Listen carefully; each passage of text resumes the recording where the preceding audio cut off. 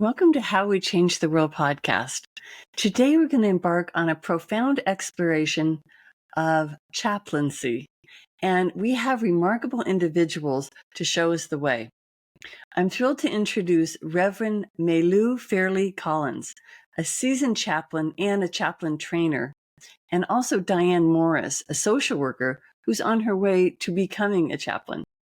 Now, chaplains play a vital role in our society, offering spiritual guidance and support in various settings, from hospitals to college campuses, from corporations to the battlefield to hospices. Yet, so many of us remain unfamiliar with the depth and breadth of their work. So today, we're going to shed light on the truly transformative power of chaplaincy and its capacity to change lives. You know, as people describe themselves more and more as spiritual as opposed to religious, the non-denominational nature of this field and its profound impact on individuals who are facing life's most challenging moments becomes very clear. So we're going to explore the expanding role of chaplains and really the many ways that they change our world for the better.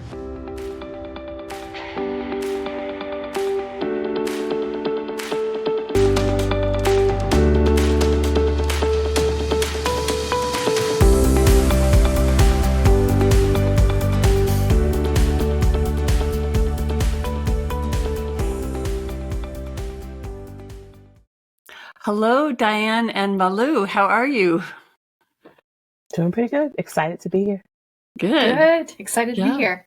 Welcome to How We Change the World podcast. I am so honored to have the two of you here together.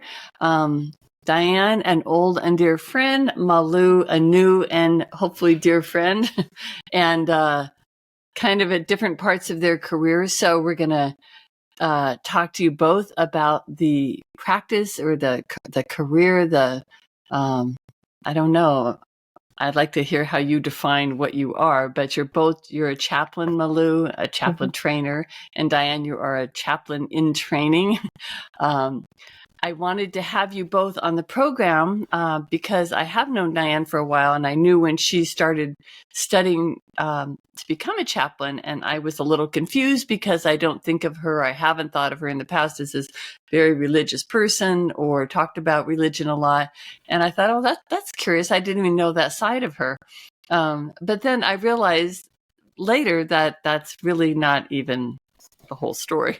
I just feel like many people have no idea what a chaplain is or a misguided idea of what a chaplain is. Yep. And because the title of this podcast is How We Change the World, the more that I've come to learn about what a chaplain is, as I think it's just an amazing way to change the world, way to change people's lives, help people's lives in so many ways, whether in the military or at a hospital or in a hospice. So we're going to talk about all the different ways that chaplains do show up in the world. But every time I've mentioned it to someone, they have been fascinated. They're like, I didn't know that. So I figure, why not teach the world what chaplains do? Because it's a beautiful and rich career and gift to the world. So, Malu, let me start with you and have you introduce, your full name and exactly what work you do now. Sure, no problem. Well, again, thank you for having me. Sure. So my full name is Reverend Malu Fairley-Collins, and I currently work for Sankofa CPE Center. I am the program manager for CPE, and I am also one of the educators. CPE is CPE what? CPE stands for, now I will say this, we don't tend to spell it out anymore, but technically it stands for Clinical Pastoral Education. Okay. However, because of the pastoral implies Christian, we're kind of leaning away from that. And so now we say CPE, we use the acronym CPE, which means I teach chaplaincy. And the organization that I am accredited through is ACPE, which is the standard for spiritual care education. And where are you based? I'm in Charlotte, North Carolina. You're in Charlotte. Mm-hmm. Are you from Charlotte? Because I don't hear a strong accent there. Kinda. I've been in the South since I was 13, but when my professional speak kicks in, it gets more influenced by my New York.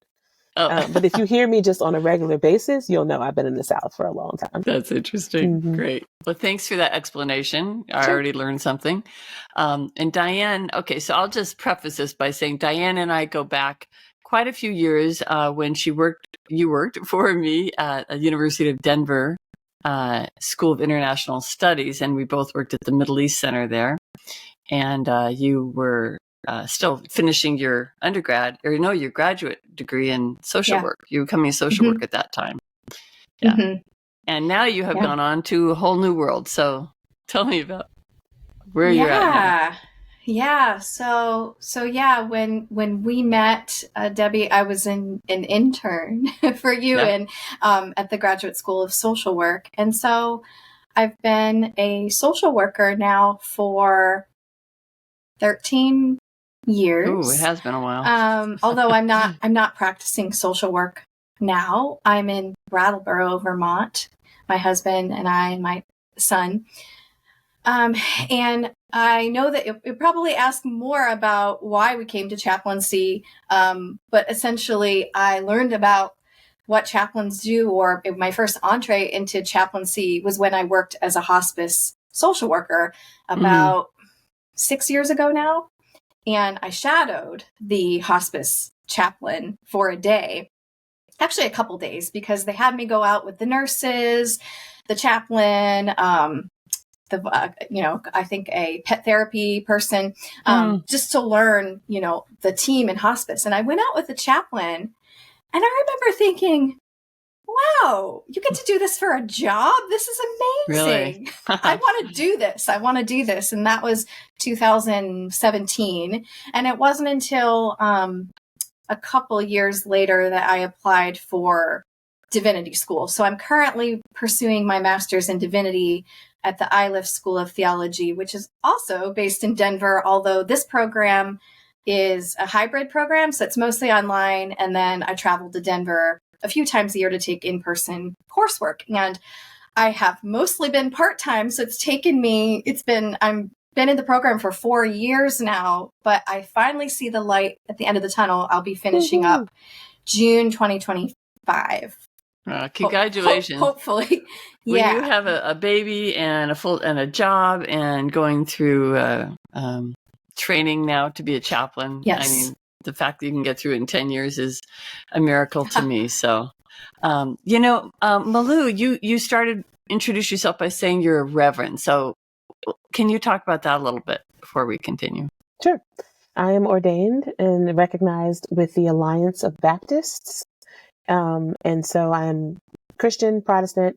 The easiest way to describe the Alliance of Baptists is if you're thinking about predominantly white congregations, if on this end you have like Free Will Baptist and Southern Baptist, they're going to be much more conservative, much more quote unquote traditional. Then all the way on the other end of the spectrum, to balance them out, you have the Alliance of Baptists. Okay. And so we said yes when a lot of people said no. We said yes to women in ministry. We said yes to LGBTQIA. Then we went back and said yes, we did mean the T. We also now are saying yes to doing deep work around social justice and decentering whiteness in a predominantly white congregation or Denama movement. We're not quite a denomination. I call it a Denama movement. Word. Denama movement. Yeah, Denama movement. It's one I made up. But you did? You ought to coin that one. That's a great one. I make up words a lot. Sometimes you need to, sometimes. And so we're doing that work inside our Denama movement. So it's a good group. But so yes, I went to I did my undergrad at Spelman College for anybody who cares. I'm a proud Spelmanite. Yeah. Nice. And then I also went to Camden School of Theology for my MDiv. And so I've been ordained since 2012. So 2012. That's you've been doing that quite a while. You're younger than you must. You look younger than you must be. Okay. Oh no, I'm in my 40s. I'm 43. Yes. So now I put an exclamation point on my comment. Much younger. Okay. So you both are studying in Christian, I won't say Christian-esque, maybe liberal Christian, whatever, but Christianity nonetheless. Both of you came to this from a Christian perspective. However, can you talk a little bit about the denominational piece to being a chaplain. I personally have known a Muslim, actually, Diane, you know him as well. Iman's father, who is Palestinian, who's Muslim, was the chaplain for the Air Force Academy back in the day when I met him, when I knew him. And I always thought, he must just be a chaplain for the Muslim airmen or air people, the Air Force. But I don't know if that, now I don't know. And I'm questioning because you both, Diane, you're in training, but you minister or you give aid in whatever way, and you can describe to me how you term that spiritual help to people of all denominations or no denomination. But are there specific chaplains for Christians, specific chaplains for Islam, for Judaism, for Buddhism? How does that work? Diane, do you want me to take a stab at this one? Or do you want to go first? I'll be more clear who I'm asking in the next one, but you two pick whoever wants to. Well, I can take a stab at it. Yeah. Sure. Like I say, and we haven't really said a whole lot about the training program. So Malu is my educator for CPE, Clinical Pastoral Education Program. That goes, my unit is going from November until April. So I'm still in it, although about a little more than halfway through a 6-month program. And what I'm doing a level 1 training. So it's, I'm getting 1 unit of CPE. So I'm, very much learning. But I feel like I've come a long way, even in just 15 weeks. So really what Chaplains offers, they offer spiritual care. And you're right, Debbie, they offer spiritual care to people of really any belief, and really offer care to people typically during challenging times in their lives. Typically people come to want spiritual care when they're experiencing some type of crisis in their life. So we do typically, I think of chaplains being there in a hospital, perhaps if someone's been in a car accident or there's been a sudden death. Chaplains are there to really enter into the world of the person seeking spiritual care. So asking, what do you believe? What is meaningful for you? And how are you making sense of sometimes an acute event, but sometimes it can be an event and then many years later looking back on it. And so I know chaplaincy to be, at least now today, quite trauma informed. Or at least it's the profession is working to be trauma informed. So we can sit with anybody, really anybody who's open to talking about what's meaningful to them, what they believe, and how they're making sense of their world currently. Okay. How did I do, Malu? No, that's great answer. That's a good answer.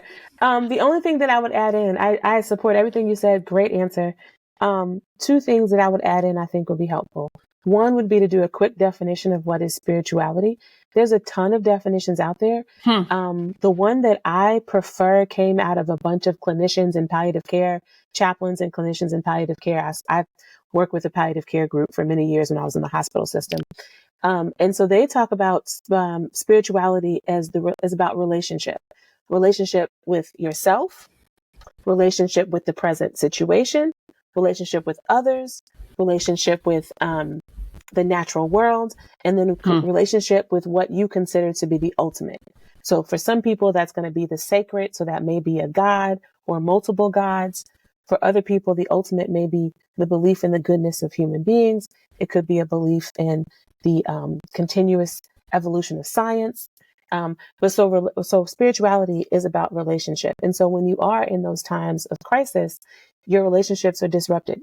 Maybe one, maybe all of those ones are disrupted. And so a chaplain is there to offer you that spiritual and emotional support during that time. So that's one. And then the other thing I think is helpful, you asked the question of, do you have chaplains for a particular population? It depends on the context in which you have chaplains. for example, the prison system, if they have inmates, or I don't want to call them inmates, if they have humans, just people, if they have people Thanks. of, Appreciate that. of different religious backgrounds, then I believe it's, I think it's like federally mandated that they have to have somebody that can help them with their religious or spiritual beliefs. So now in prison systems, you may have like someone who's brought in, because I had a good friend, he's died now, but he would go to Buddhist, he was Buddhist priest of the, it's been some years. I can't remember the tradition now. I apologize. But anyway, he would go into prisons to meet specifically with Buddhist priests. And he knew people that did African traditional religion or Native American indigenous religion. And so in those situations, they have to provide you that one-on-one. Now, the military is kind of a hybrid in the sense of they will have like, for example, if you're not going to have a Christian chaplain leading Juma, which is Friday prayer for Muslims, like you're not going to do that, right? So you're going to have a leader there that can do the particular religious rites. Right. So, a Muslim chaplain there are going to be a lot more Muslims. They're going to feel more comfortable talking to a Muslim chaplain. But in terms of that chaplain's ability to offer spiritual care, they can offer spiritual care to anybody. Okay. Religious support is going to be more streamlined to the group that they come from. You think of a typical scene in a movie where someone's being executed, it's a death penalty. And often they'll bring in a priest or a reverend or someone with a collar. And, that person, they'll talk to them, but I often have wondered, well, what if that person's Jewish? Because I think that you do want some kind of comfort. And I would imagine that in a setting, I don't know, something so, as you say, dramatic or acute, like a execution, I would think that they would find the exact person that you need. But typically in a prison setting, would there just be one chaplain who would serve maybe 400 humans that are incarcerated, something like that, and it wouldn't matter what religion. Yeah. And then you bring in the specialized persons for their need. There are going to be some places though they have enough population that they will have a Muslim or a Jewish or so and so chaplain. That makes sense. But for the rest of the population, we have chaplains in so many different environments, and so in those environments, you really do need to be trained to respect all different beliefs. And that includes our humanist folk. People often define them as atheists, but that's defining them by what they don't believe, which doesn't make sense. So you can define them what they do believe, humanism, right? And so you have to be with all people because all people have a belief. It's never about, what beliefs the issue is everybody has a belief. How do you do what Diane said so well? Come alongside them, enter their world, figure out their beliefs, and figure out how their beliefs can help them through the current situation that they're in. So when you're being trained, and Dan, maybe you could speak to this since you're in the training right now, are you learning about the specific religious beliefs of the gamut of religion and religious beliefs? Yeah, so we have a syllabus that we are working through and readings that we're required to do, videos to watch throughout the training. And so we have had readings on offering spiritual care to people who are Buddhist, who are Muslim. So I would say Sankofa is really well-rounded in what they have on the syllabus, which is what drew me to Sankofa, because I was looking for a chaplaincy program that really would offer a diverse set of skills so that I could step into working with someone who is Buddhist. For example, I'm based at a hospice right now for my training, because Sankofa is all online, like the didactic, the peer group part, which we can get more into, is all online, but all of us in the program have a clinical site where we do our hours. So I'm at a hospice. And so we just had someone come on to care a couple weeks ago who defines himself as Buddhist. And I would say majority of people who come on to our care, I think typically say that they're more spiritual than religious. We have a patient who is Mormon right now. I think someone who is Jewish. So quite a diverse set of beliefs. And I'm basically given the referral, and I step in and meet with them and learn more about what they believe in and how they're, processing being on hospice care, essentially. So you don't specifically have to learn. I know that you were studying something about, Judaism, or at least the ancient, or at least the Old Testament, but that's in your schooling, right? Yeah. When you're in the actual chaplaincy program, do you learn the tenets of the different religions, or is it more you learn that from the people as you become a chaplain? That's a really good question. I mean, well, have you learned it yet? I mean, have you had to learn that Muslims on Friday, that's their holy day, for Jews is Saturday, for Christians, those types of just sort of basic things you might have learned? I would say a lot of our students come in with some basic awareness at this point. I mean, because honestly, the thing about chaplains, right, is that a chaplain is a good chaplain tends to be a good pluralistic chaplain. Let me say that. Because there are some chaplains who are just, I am a Christian chaplain. What I do is only for Christian people. Okay. These are more the chaplains you'll find in corporate environments sometimes that'll be very like, I am just a Christian chaplain and that's all that I do. So I don't want to cause a divide, but so they have their own niche. I'm not talking about them, but the rest of us who are pluralistic, the thing about us is that we usually are kind of on the fringe of whatever group we're a part of. And what I mean by that is that to be called to be with people, the calling to chaplaincy is a call to be with all people, or invitation, because I want to include people that are humanists. They won't feel called, but they'll feel an invitation maybe from inside themselves. So a calling or invitation to be with all kind of people, right? And so to do that means that you're never going to be quite in the center of your person group, because from the center, you don't really do well to be able to interact with all these other people. Right. If you're more on the outskirts, then you have a chance. Does that make sense? You have more of a chance. It makes so much sense that I wish all humans were that way. Yes. Me too. Yes. Yes. And so because of that, most of the people who have an interest in chaplain, they are people who are deeply spiritual, maybe not religious, but they tend to be deeply spiritual. I've even had students that were mystical atheist or mystical humanist. So they still believe in that beautiful connection that we have. They're just not thinking that it was orchestrated by some mastermind or master power, right? And so anyway, so these people, they're pretty open. A lot of these people, they have an idea. So, we're not going to go over like the holy days. We don't say that, but you are going to learn maybe a few things about Muslim folks. You're going to learn maybe some things about, especially like if you're in the hospital, what are some things that you might want to be mindful of for patients in the hospital. So you kind of learn those kind of things. Now there have been units that have themes. So sometimes you may get a unit of CPE and the theme might be world religion. So they're going to teach you the basics of spiritual care and then highlight other religions that, that does happen at times. I think it would be so lovely if in high school or at some point in our educations, we learned, actually Diane was exposed to that in the program that I led at DU, which was an interfaith program, but everyone would learn that, about just even the tradition. Why do you wear a scarf if you're Muslim? Why do you wear kippah if you're Jewish? Why do you whatever? Why do you not eat meat on Friday if you're Catholic? It just helps to be able to take away, demystify some of the things that divide us so artificially.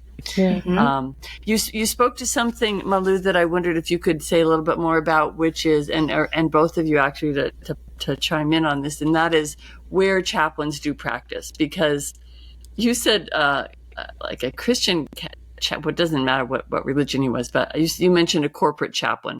That really surprised me. I would not expect to have a chaplain in a corporate setting. So where are all these places there?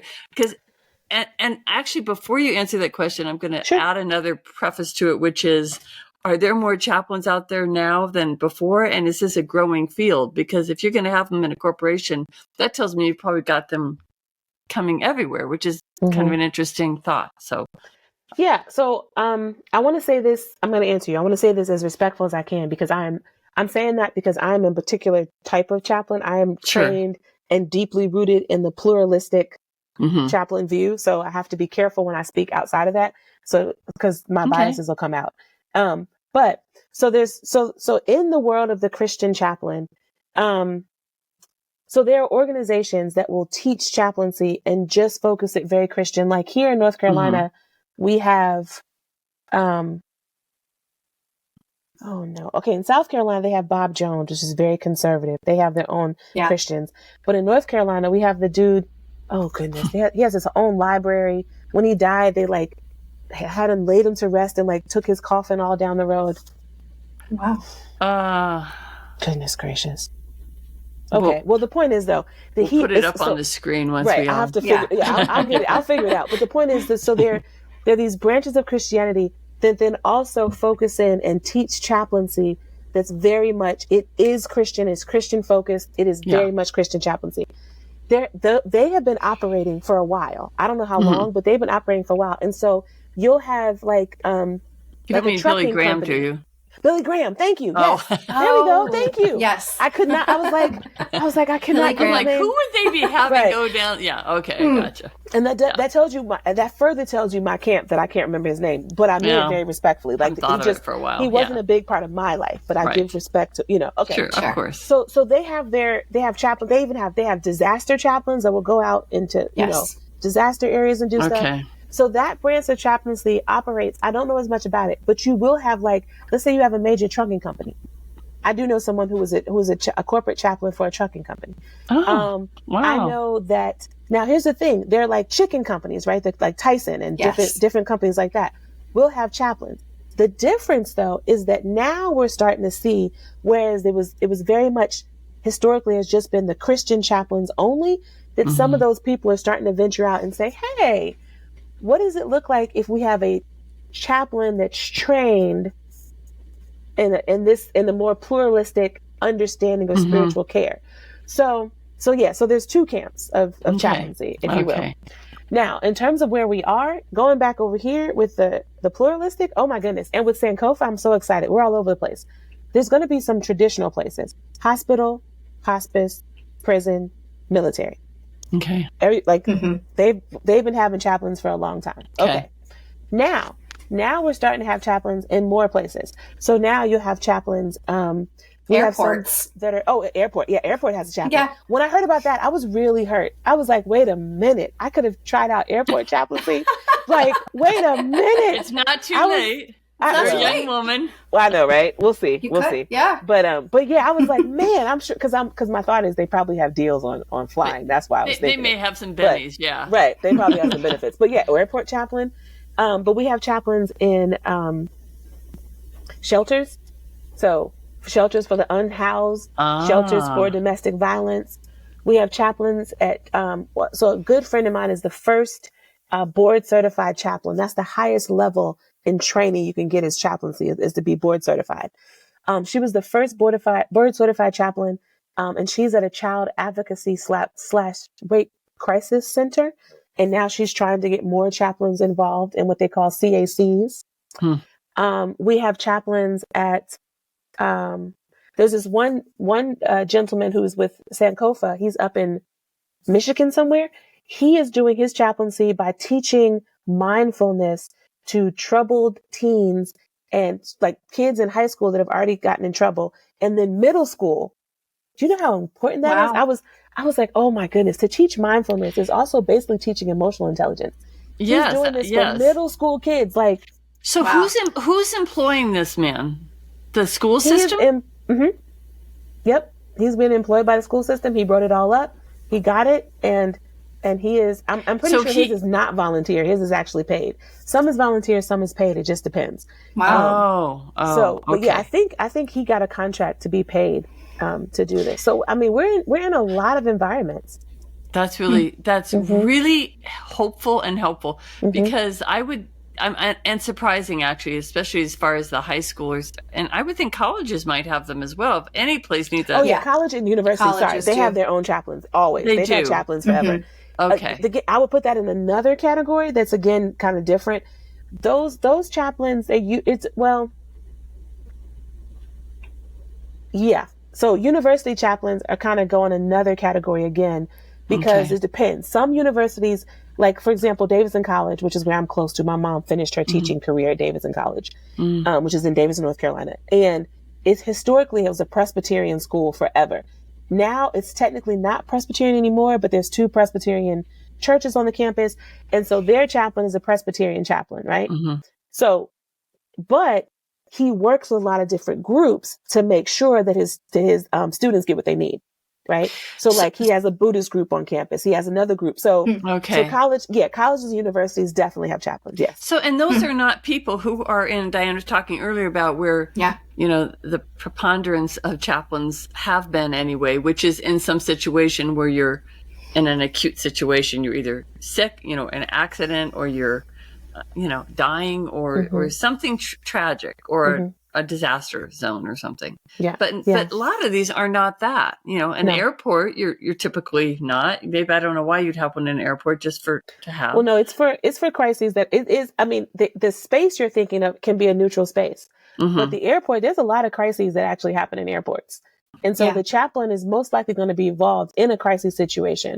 Now, the crisis situation could be a medical situation. It could be emotional. It could be, who knows? It could be maybe even a little kid that's like traveling for the first time and is freaking out and they can't get the child to calm down. That's interesting. And also, because there's a lot of overlap, it's sounding like with the social worker. And that's what I was thinking, like in the high schools, if you had someone teaching emotional intelligence in high school, mindfulness, which includes emotional intelligence, but mindfulness, correct. yes. Okay, which is even better. But yes.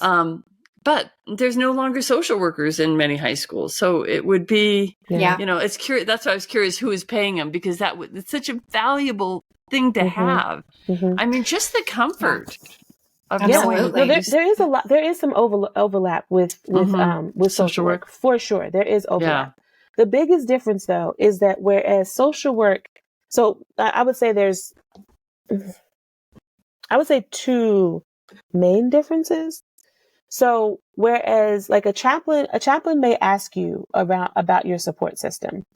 A chaplain's asking you about your support system because they want to figure out, again, particularly like what kind of support do you have as you're going through this time of crisis, right? Who do you have to reach out to? Who can you talk to? Who can you, if prayer is your thing, who can pray with you? Who can meditate? Okay. So they're going to do that.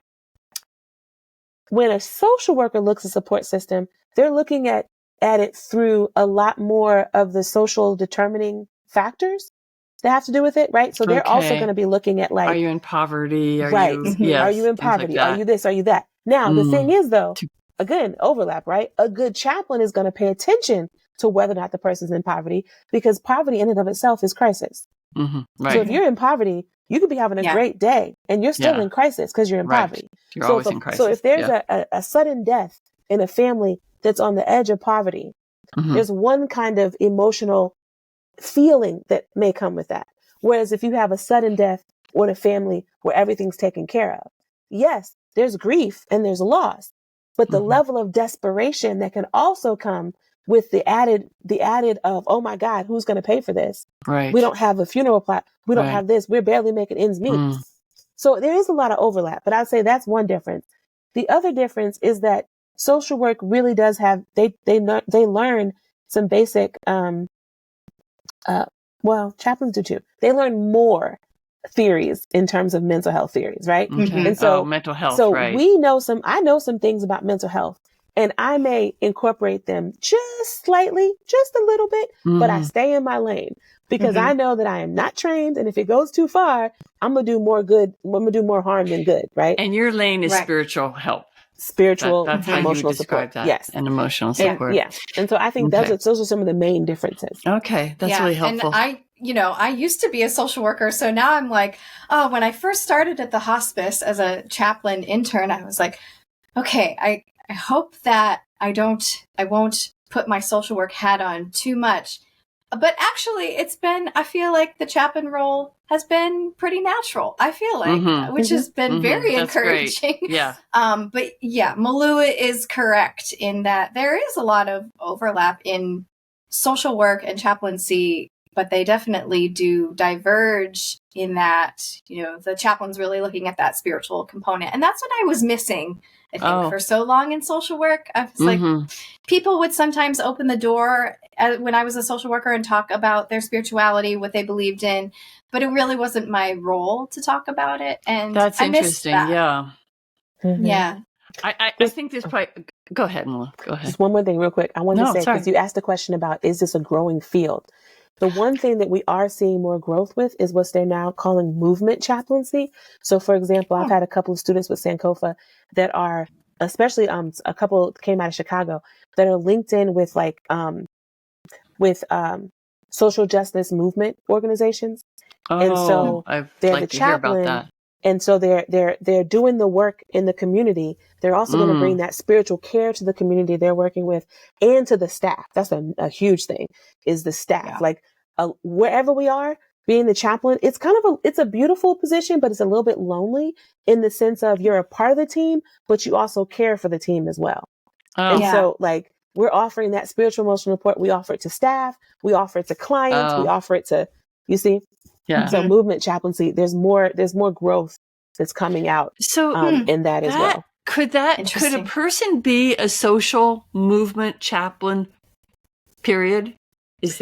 Would you call that a specialty? Yes. I would say that I would like is a to thing. Volunteer. I know, right? Me too. I want to do that. The issue. So here's the issue. Yes. But here's where there's some tension, right?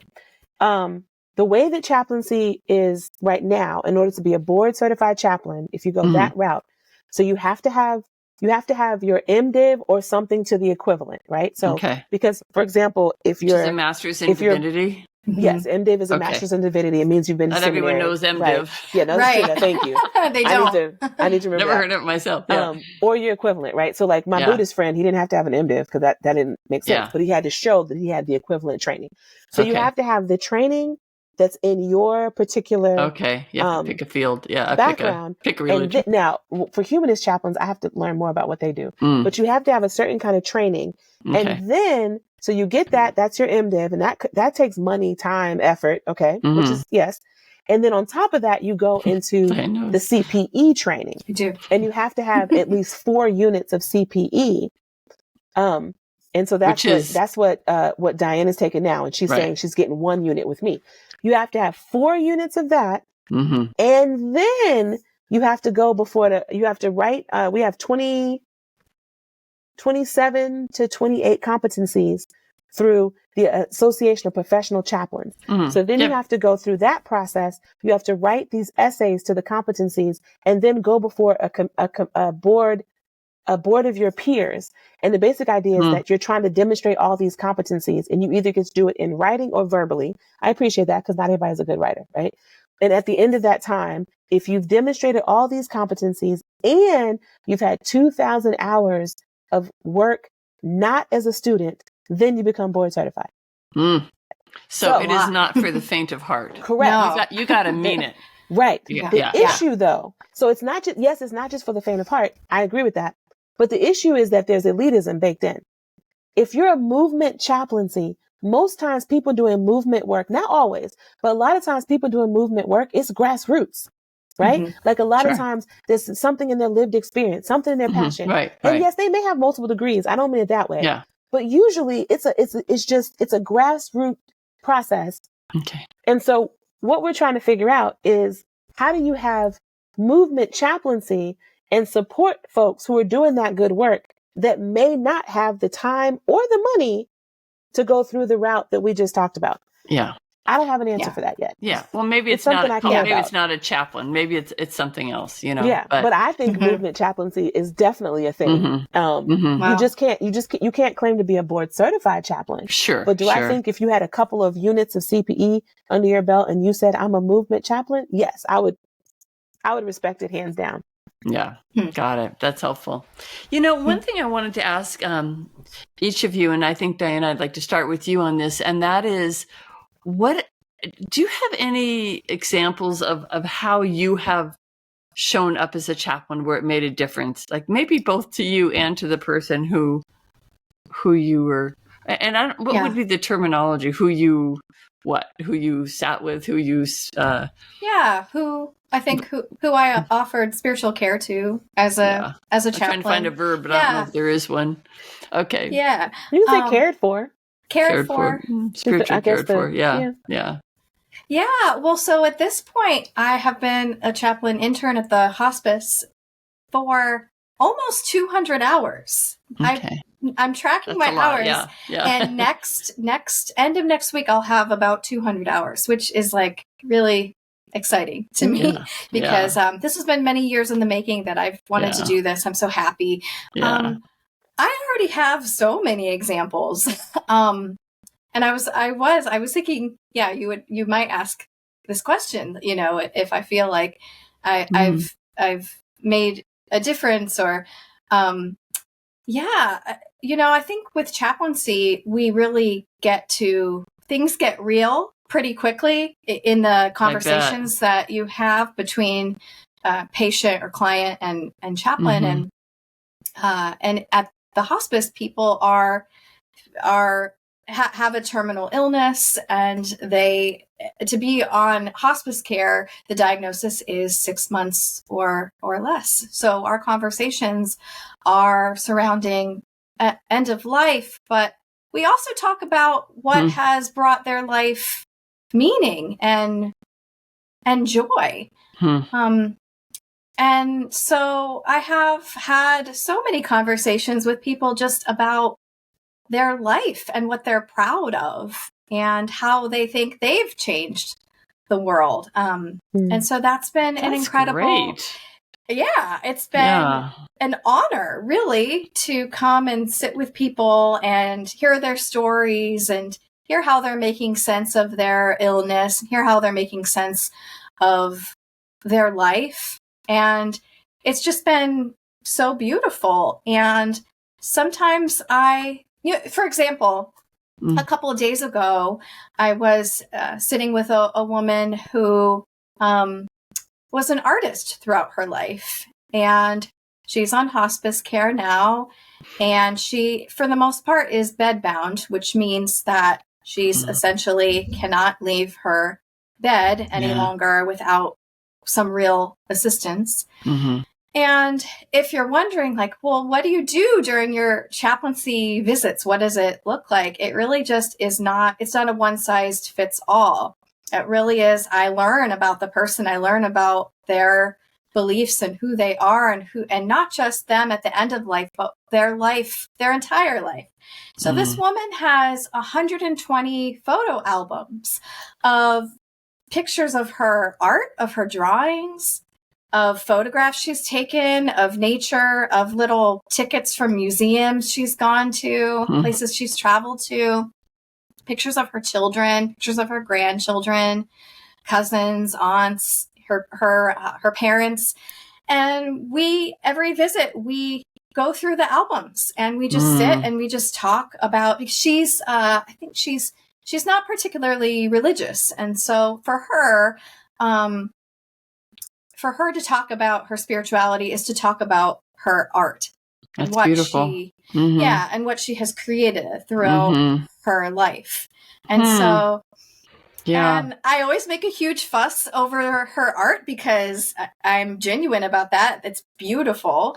And she's just like really humble. She's like, oh, well, it's not that impressive. I'm like, but it is, Yeah. And so I think that's a lot of what we do is we really value and care about the person that we're with. And we work to have a non-anxious presence with the person. Or at least less anxious. Far less anxious than they are. Sometimes I think non-anxious is not realistic, but we have a little anxiety, but far less than the person we're offering care to. That's actually a really huge point, because you do, as a chaplain, you must need to learn the ability. Well, I would think, I'm putting words into your mouths, but I would think presence would have to be the number one tool that you would use. Just being present in a very peaceful and emotionally. And I hadn't thought about that, because you can't really go there with them in a time of anxiety, especially something more acute like a car accident where it happened very quickly and they're possibly dying. There's a lot of anxiety there. Yeah. Yeah, we have in our program, we have learning goals, and they're personal, professional, and spiritual. And that's really good. Yeah, one of my goals is to practice caring for myself, and so having a regular, or what was the word we used, Malu? Not regular, or as consistent as as we can. Yes, as consistent as we can. A meditation practice and yoga as well. Just having those activities that really feed my soul, so that when I'm sitting with someone who is, everyone is facing the end of their life. They have a terminal illness. They're on hospice care. And some are feeling ready, and a lot of my patients aren't. I just sat with a woman last week who said, I'm afraid to die. I'm not ready. I'm going to miss my family. Many of them would say that. I'm surprised they don't all, if they're being honest. I would say a lot of people want to talk about their life. They don't want to talk about death and what comes next, or what does or doesn't. So a lot of people want to talk about their life. We could probably do a whole nother podcast on hospice care. Maybe someday we can. Actually, that's really true. Yeah, that's very valuable, because it's becoming so much more a part of people's final weeks, months, years, whatever. People talk about all kinds of things, and that I just find it to be an honor to be able to sit with people and say, it is an honor, what's meaningful to you. And it's fun. It's fun, and it's enjoyable. And it's like, I do feel like I've kind of come into my own with chaplaincy, because social work always felt like it was quite not the right limits. Fit. Yeah, had some boundaries. Thank you for that. Malu, could you answer the same question? I mean, you now have been a chaplain for how many years? 12 years, is that right? Or is that how long you've been a reverend? I started in chaplaincy. I did my first internship in a maximum security women's prison in the spring of 2009. So I have been consistently doing some sort of chaplaincy since the spring of 2009. My goodness. Well, that's a while. That is a while. That's when I took my first unit. Yep.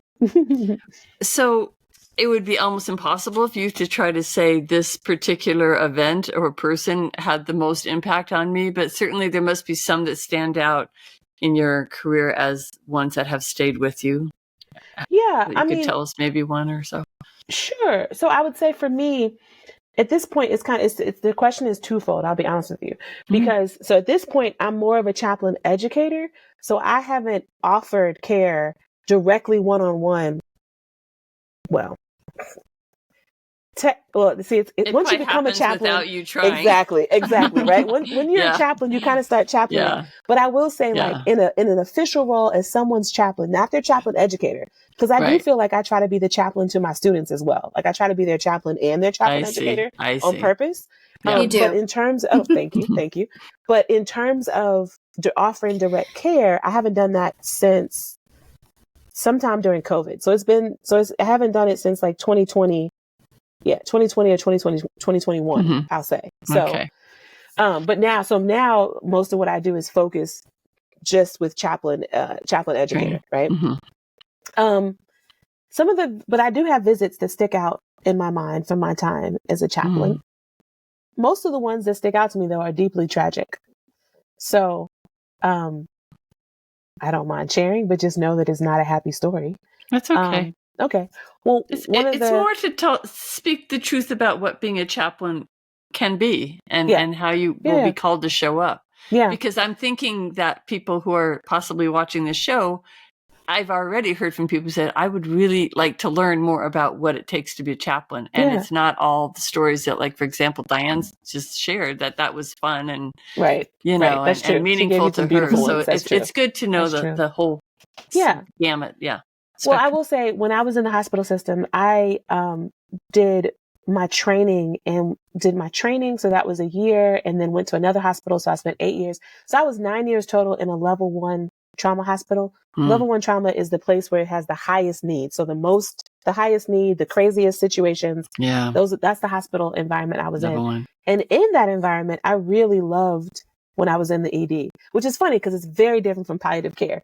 But initially, I loved emergency room chaplaincy, getting in there in the midst of the absolute worst time, being calm, offering a calm, centering presence. And for staff too, that was the thing. Cause sometimes you get called into like a trauma bay, right? So let's say there's a big accident and you get called into the trauma bay. You can't actually talk to the patient. Sometimes you can, sometimes you can't. Usually if the patient is, I was going to say lucky in terms of pain, and in terms of pain tolerance, if they're lucky, they've passed out. Okay. Because nobody wants to feel that, right? Right. Okay. Right. So sometimes you can't talk to them, but you still go in. You still go in this trauma bay. You stand there. You listen. You're a part of what's going on. And the whole time I'm in there, I would be praying and sending good energy out to the staff, praying and sending good energy out to the patient, and just trying to be a one source of someone who's not frantic, who's just calm, centered, and focused. And I loved being that. And so I have tons of stories in the ED of being with people.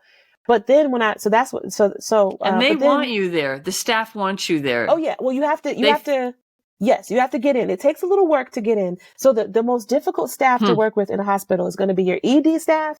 And the next is going to be your labor and delivery, which you want. You want them to be mama and papa bears. Labor and delivery are so, those are you have to, it takes a little work. But once you get in with them, yes, they love you. They love you. They understand your purpose.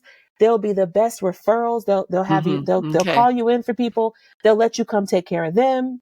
But you gotta earn it. Work. You gotta earn it, right? But once you earn it, you're in there. Okay. But anyway, so then with that though, at one point I had a rotation where I had the ED and then the OR. And then surgical trauma. So the ED, the operating room, and then surgical trauma ICU. And so I would track people. I'd come in with them. I'd see them when they're in the ED. Then I'd talk to their families when they were in the OR. And then I'd eventually get to meet them when they went up to surgical trauma. That was very intense, but I really appreciated that. And it was patients when they finally got to wake up and they'd meet me and I'd be like, I've come in. I've been with you the whole time. I've been with you the whole time. Now I will say I never had someone that recognized my voice. I had another chaplain that had that happen. And I always wanted someone to be like, yes, I remember you. I recognize your voice. I never had that moment. It's fine. But that continuity of care was really important for them to know that someone's been there and been by your side, been thinking about you, been praying about you all the way through. So those are really meaningful. But one of the cases that I think really you can be, if you're Christian, you'll be ordained by your denomination. That's true. Someone in the church will ordain you. But the real ordination comes from the people that allow you to be their caregiver, right? That's the real ordination to me. And so I got ordained by this family and by the doctors that care for this family. It was a young girl who had a sickle cell crisis. She was 18, had a sickle cell crisis. She was pregnant. She did not survive. And her babies, that she had twins. And the babies did not survive. Oh. The group that they tried so hard for this girl. They tried so hard for her. And I got to offer care to the doctor. He came and cried on literally cried on me. He cried. And that's the only time I've had a doctor be that open and explicit. But it was also a training hospital. So I think it also might've been the first time that he was dealing with this. But he just wept on my shoulder and I just held him. And, you can't tell this, but I'm 5'4".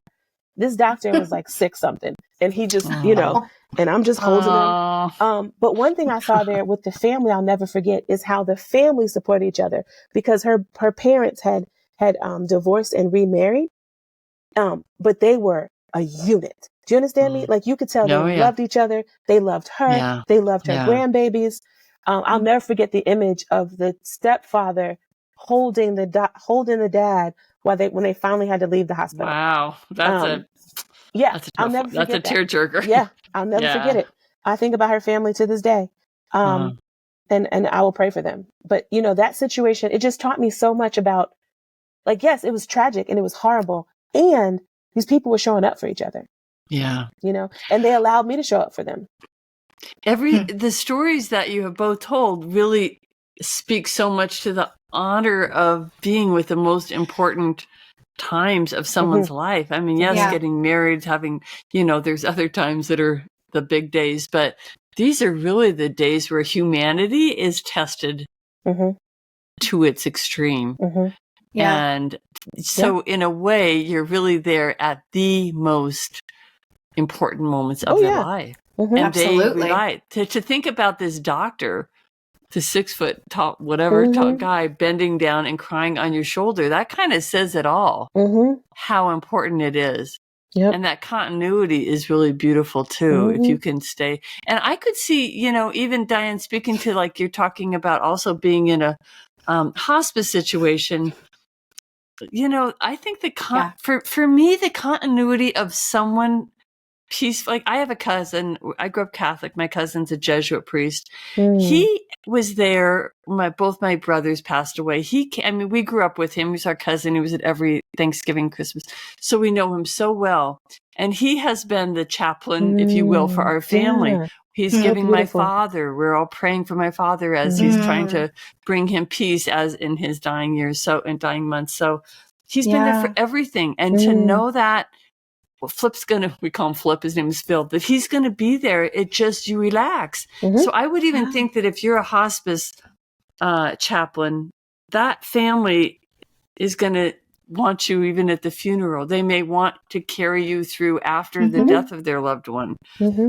There's really not a lot of, I can't think of anyone else. I suppose if you have a priest or a rabbi or an imam or someone that you're close to, but very few people tend to have that. And Diane, you said at the beginning that more people now are presenting, we all just know this in life, that people are saying I'm spiritual, not religious. That's what everyone's been saying for the last 15, 20 years. And it's true because nobody wants not as many people want the dogmatic nature of religion, but starting to feel more the connection between all of us as maybe having the value, So I just see, I don't know, but I can't imagine a better future for any type of career because you're seeing it, right? It's going into the schools, it's going into social movements, it's going into airports, and we didn't talk about the Army much, and Diane, your former employer Ed Tick, who I love that you introduced him. He was on the show before, but and actually I've had a couple of people on the program who have been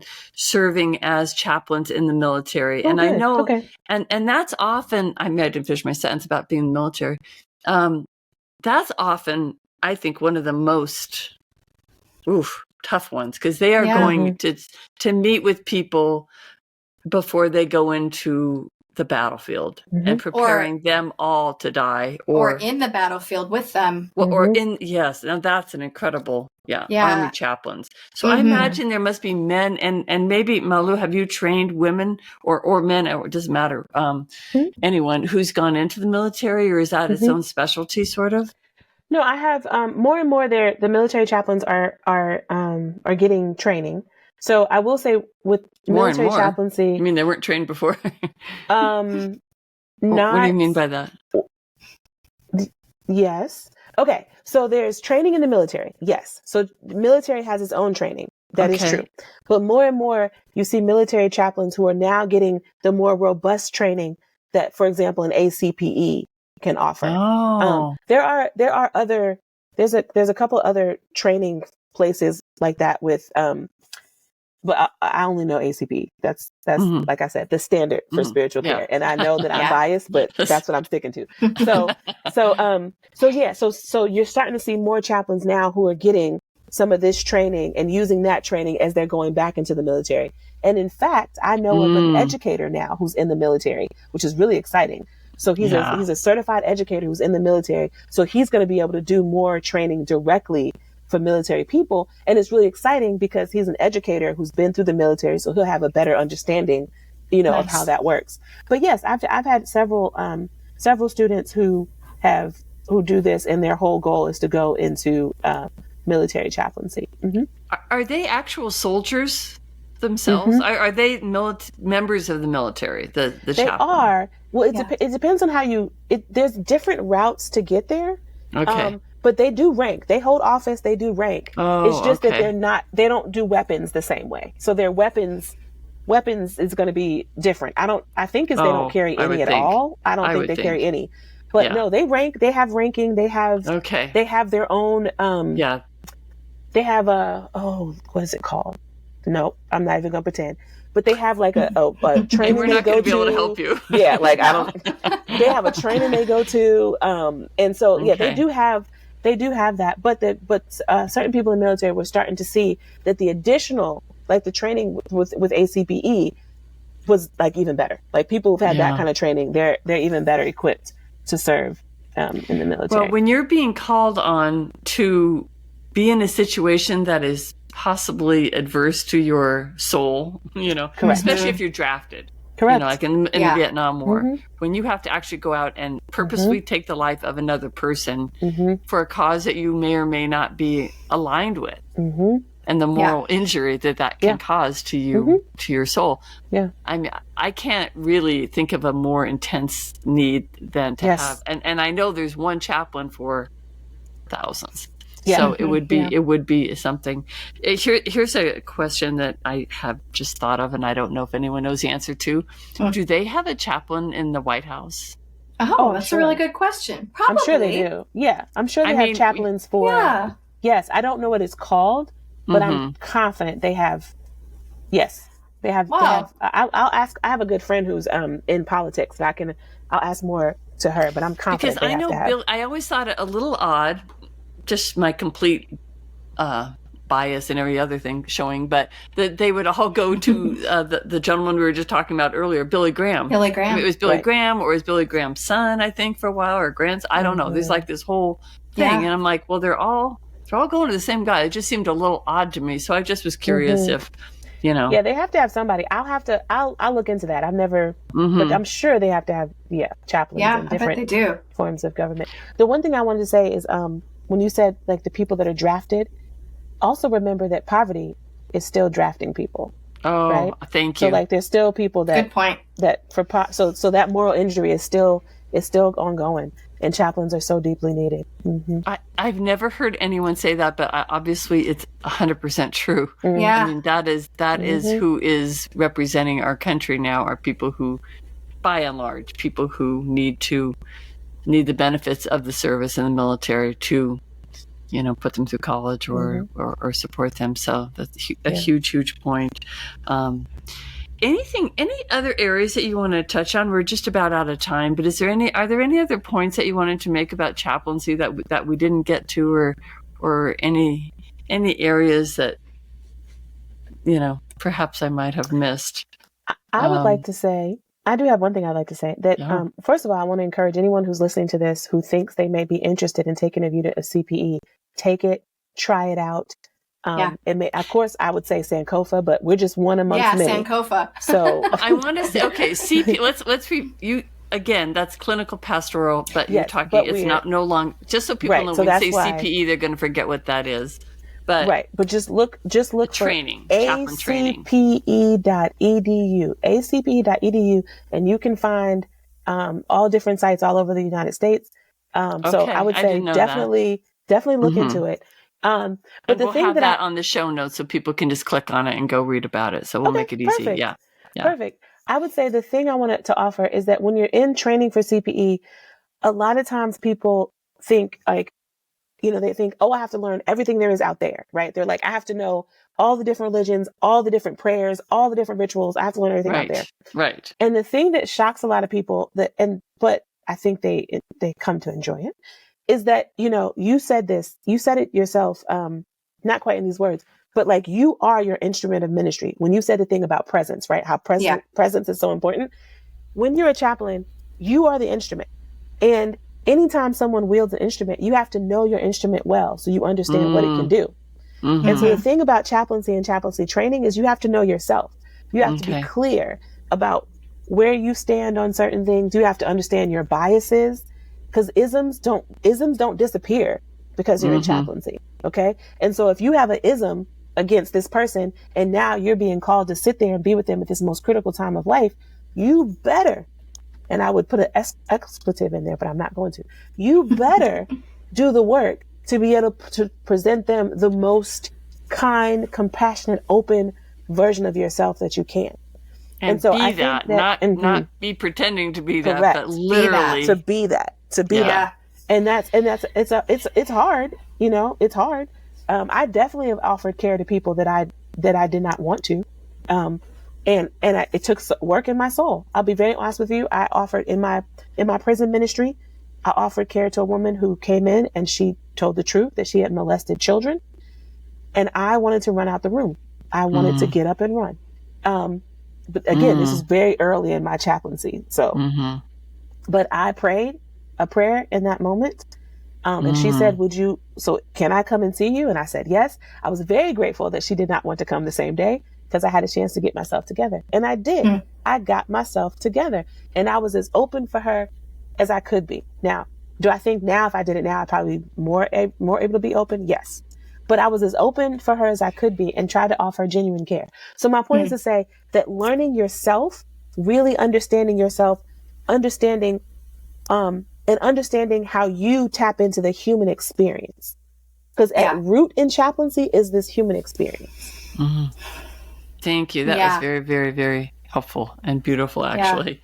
And important, and Diane, I don't know if you have anything that you wanted to add on that. Well, I think that that's really well said, Malu. It's very true. I feel like these last 15 weeks have been like a crash course in understanding me and understanding where I come from, because we spend a lot of time understanding our family background and where we grew up and how we viewed the world or used to and how we do now. And I have a master's in social work and we did some of that in my program, but this is it's like you can't really hide. Like the spotlight is kind of on you and all of your gnarly, imperfections and struggles are really do come to the surface in CPE, and that's real. But I will say that Sankofa and Malu in particular is just a really compassionate educator, and they really care about their students. And and so it has been just a beautiful journey. And still more to go, but I feel like I've just... you're just scratching the surface, even though you probably feel like you've already been ripped wide open, but you don't even realize how much more there is to unfold. I do feel that way. I have a site supervisor at the hospice, and she said that CPE kind of just turns you inside out. And she said that, and when I came in for the interview for the hospice, she said that, and I was like, okay. We'll see. But I really do feel that way. I do feel like I've been turned inside out, but in a really beautiful way.